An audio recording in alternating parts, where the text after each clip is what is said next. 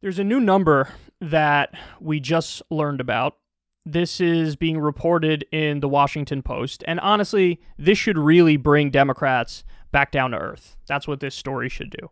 So, Republicans came within 90,000 votes of controlling all of Washington, D.C.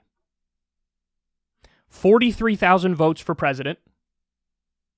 Biden only won because of 43,000 votes.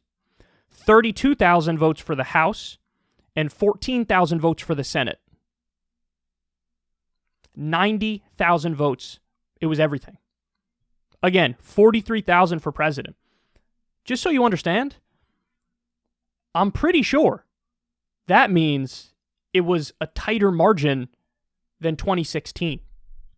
I've read multiple different numbers for 2016, so I don't know which one is accurate, but I think the low one I read was like 70,000. 43,000 votes for president. That's what put Biden over the top. 43,000.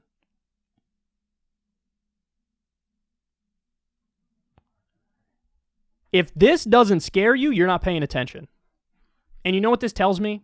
This tells me that the dynamics that we thought were most pervasive indeed are the most pervasive.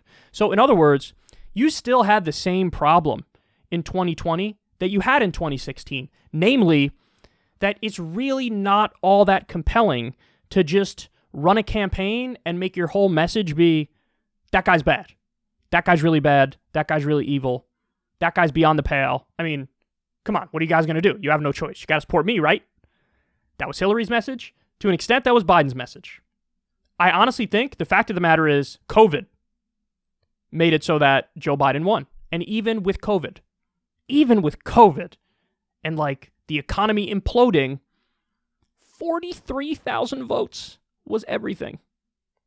What does that tell you, man? What does that tell you?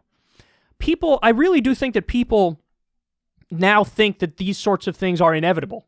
Like, well, of course it's going to be, tight races. Of course it's going to be like that. Why would you think that? When history tells us the exact opposite. I mean, you go back and look at the maps for some of FDR's wins, and there were a lot of them, might I add. The last time we had a social democratic leader, he was so popular that they needed to implement term limits to make sure that social democrats don't win forever. So, and listen, to be fair, Reagan had crushing victories too, right? So it's not just, it's not just a left thing, to be clear. But what if we actually gave people that same option that led to the original crushing victories? I don't think you'd have a squeaker against a reality star buffoon who botched a pandemic and brought about a depression. I don't think that would happen. I think you could have crushed that guy. I think he was incredibly vulnerable. I think it's embarrassing that you win by 43,000 votes and you pat yourself on the back and think like, well, we nailed it and we don't need to adjust anything moving forward. I already told you, the new plan for 2022, QAnon. They're going to run on QAnon. You're going to run on QAnon? So in other words, the argument is, we're really smart and our opponents are really stupid. We're college educated. They're not. Stupid conspiracy theorists. Stupid conspiracy theorists. Why would you run on that? Why would you run on like looking down your nose at people? Appeal to their material interests. The reason why the Democrats picked up Georgia was because of the $2,000 checks. That's probably the biggest reason as to why they won there. Maybe that's the ticket. Deliver on the $2,000 checks. Get the vaccines out to, effectively try to fix the pandemic. And that would lead to the victories. Do social democratic change. That would lead to victories, but no. Go right back to the QAnon stuff, the culture stuff, right? It's culture war stuff. And go right back to Trump bad, other side bad. And then, listen, we're going to have more nail-biter elections. Now, I don't want to oversell it here because the Republicans are in disarray. There's a civil war going on in the Republican Party, and it's only going to get worse.